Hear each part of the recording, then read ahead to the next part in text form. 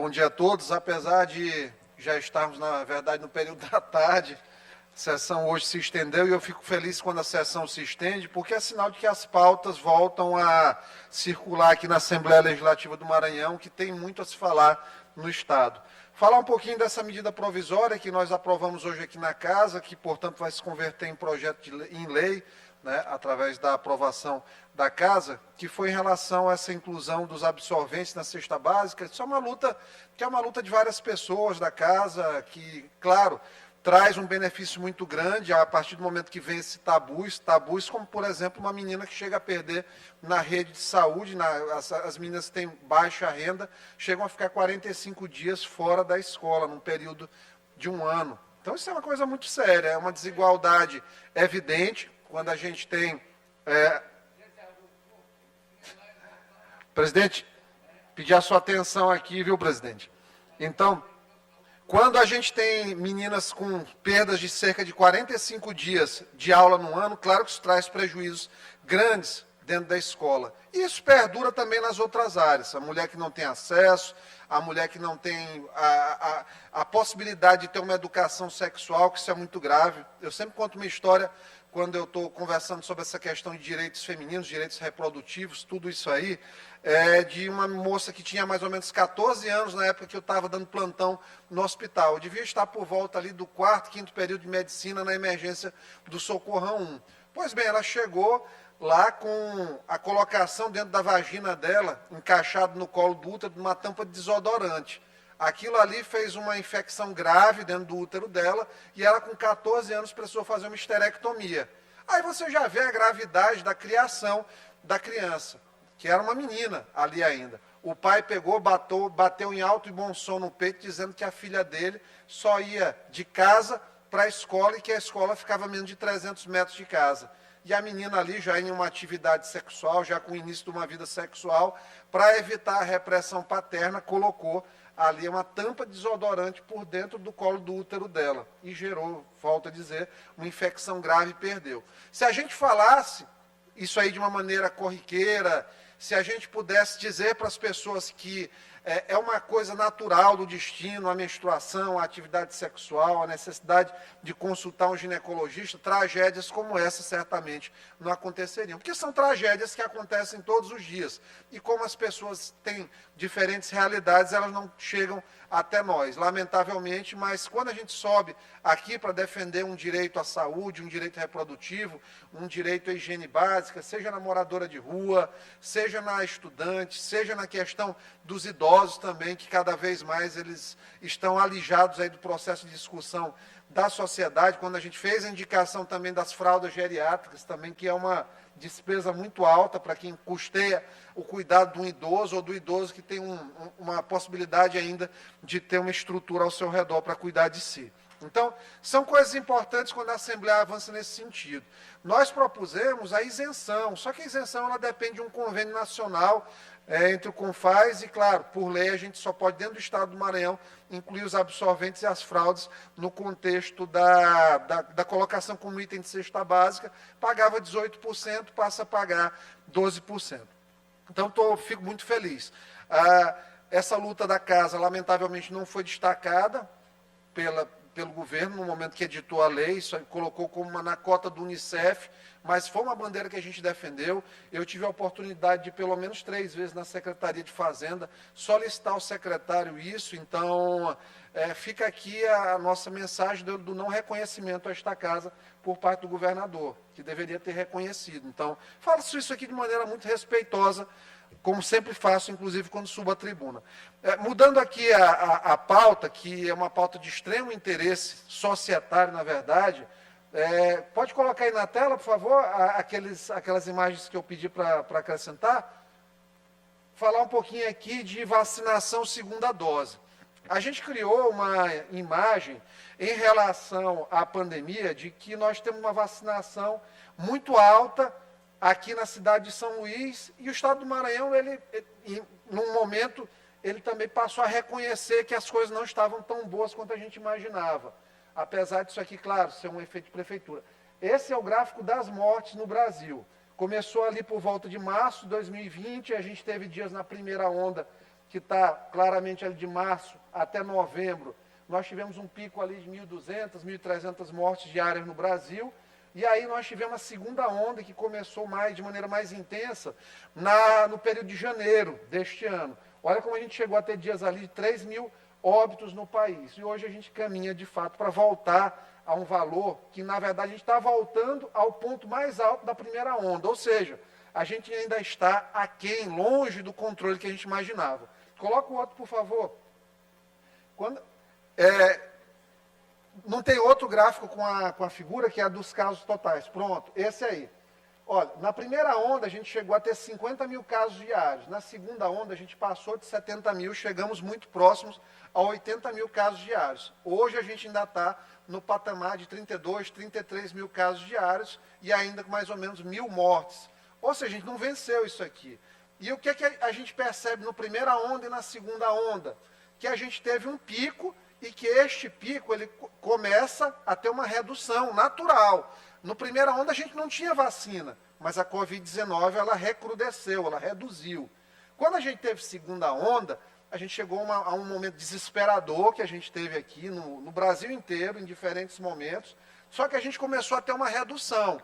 Hoje a gente praticamente não escuta falar de que tem um parente nosso, um amigo, um conhecido, com Covid-19 falecendo. Eu perdi minha tia e minha prima em um intervalo de menos de 30 dias, mas a gente não está mais vendo isso aí, felizmente. Só que as pessoas estão estabelecendo uma relação direta disso com vacinação. E a gente tem que ter muito cuidado nesse momento, porque a realidade é que o que a gente está observando hoje em dia é do curso natural da doença. Sabe por quê? Aí bota a tabela. Esses dados que a gente tem aqui, olha, vamos lá. Cobertura vacinal para toda a população. De fato, porque a gente tem que pensar, a gente tem que colocar as crianças, a gente tem que colocar os adolescentes, a gente tem que colocar os adultos e os idosos no cálculo. Não adianta fazer como, por exemplo, a Prefeitura de São Luís está colocando, e assim, muito respeitosamente, um desserviço completo a forma que a Prefeitura está tratando a questão da vacinação em São Luís. Porque eles tiveram uma dose, 300 mil doses a mais no período que teve o problema do indiano, que atracou no navio, que estava no navio que atracou aqui em São Luís, e nós tivemos 300 mil doses extra, que permitiu avançar com a questão da idade. Isso é ótimo, maravilha. Só que hoje eles vendem a situação de que está 98% da população adulta vacinada. Olha, nós temos aqui na cidade, 1 de cada 4 pessoas, praticamente, ela está beirando o analfabetismo funcional. E as pessoas não entendem essa forma que a coisa é passada. Quando vai lá para a televisão, para o maior veículo de televisão da cidade, dizer que está 98% da população adulta vacinada, a impressão que tem é que está todo mundo bem. Mas olha, você conversar com 98 pessoas seguidas e perguntar que todas estejam vacinadas, você vai ver que essa estatística não bate. Então, o que é a verdade? A verdade é isso aqui. É grupo de pesquisa da Universidade Federal do Maranhão. Nós temos cobertura vacinal de primeira dose de 66% da população. Segunda dose, 20%. População geral, isso aqui é a população geral, que é o que conta. E primeira dose, só uma dose não imuniza, não está resolvida a situação. Se pegar a Coronavac, ela só resolve alguma coisa depois da segunda dose. Quando pega a primeira dose da AstraZeneca, tem proteção aí de 70%, 75%. Da Pfizer é um pouco mais, mas quando vai falar de novas variantes, aí já cai um pouco. Então aqui, ó, primeira dose em São Luís, a verdade é que 66% da população está com uma dose. Segunda, cai para 20%. Para a gente chegar em imunidade de rebanho aqui, para dizer, olha, Covid-19 não vai mais voltar, tem que ter 70% da população com 2 doses. Olha como a gente está longe disso. E aí, quando chega na situação de todo compilado do Estado, do consolidado, 44% apenas tomaram uma dose. Se vai falar em segunda dose, 17%. E isso tem se mantido estável há um tempão. Não estamos conseguindo levar as pessoas a saírem de casa para vacinar. Sabe por quê? Porque a propaganda institucional da administração pública ela é toda no sentido de contar vantagem, jogar pétalas de flor em cima das suas próprias ações, de dizer que nós estamos vacinando 98% da população adulta. Tá bom, fecha o centro de vacinação, porque está resolvido. E não está resolvida a situação. Tem agora, a gente tem que partir, para fazer pesquisa de campo, para entender por que os cidadãos, cidadãs do Maranhão não estão indo para uma segunda dose da vacina. O governo do estado até sorteio está fazendo para tentar fazer as pessoas vacinarem e não estão indo. O que é que está acontecendo? Dentro das igrejas, os líderes religiosos, que eu sei, porque chegam relatos para nós, estão dizendo para os seus fiéis não irem vacinar. Tem casos assim. E aí, como é que a gente vai fazer a conscientização? Nós temos que articular com segmentos religiosos para poder intensificar a questão da vacinação.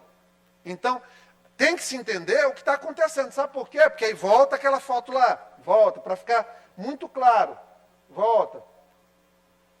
Olha, a população adulta, volta esse último ali, por gentileza. Aquele último dado, esse, isso. Não, mais um. Pronto. Não, o anterior. O anterior. Pronto, esse aí. Não é 98, primeira dose que tem aqui. A população adulta é 89%. Teve um monte de gente que foi vacinada aqui em São Luís que não mora aqui. Eu soube de situações de gente que veio de Portugal se vacinar aqui em São Luís.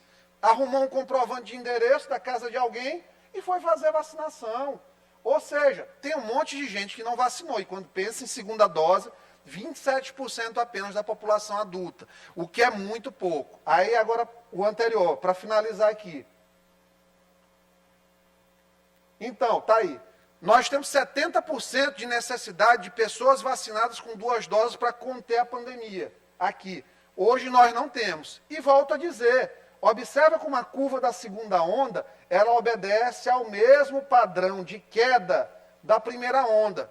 O que é que isso comprova ao final? Comprova que nós não estamos tendo este resultado de redução por conta de vacinação ainda, porque não tem, está muito longe.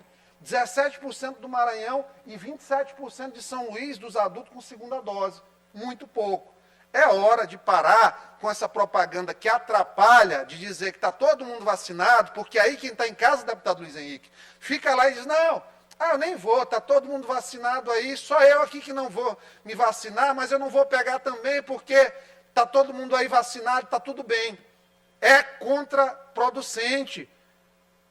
A administração pública, em todos os níveis, joga contra a população nesse momento, apesar de, claro, o interesse político em aparecer ser muito grande. Mas, assim, saúde, isso aqui não é brincadeira, isso aqui não é molecagem. Quando morre uma pessoa que não foi vacinada, ou que vacinou com uma vacina que não tem um resultado tão bom, isso aqui é a vida de uma família que vai. Não é brincadeira isso aqui que estão fazendo em relação à vacinação. Não é corrida para dizer, vou apertar o botão aqui, não é gincana. Não é gincana da Prefeitura de São Luís contra o governo do Estado, da Prefeitura de Paços, da Prefeitura de Ribamar. É coisa séria, é política de saúde pública, não é brincadeira. Então, o apelo que eu faço, vamos entender porque as pessoas não estão saindo de casa para se vacinar. Para a partir do momento que a gente souber o que está acontecendo, para a gente traçar as estratégias para garantir, de fato, a vacinação para a maior quantidade de pessoas, para a gente bater nos 70%. E ainda há um longuíssimo caminho até essa vacinação total. Então, obrigado, presidente, e a todos os funcionários aqui também, aos telespectadores pela internet que nos escutaram. Nosso muito obrigado.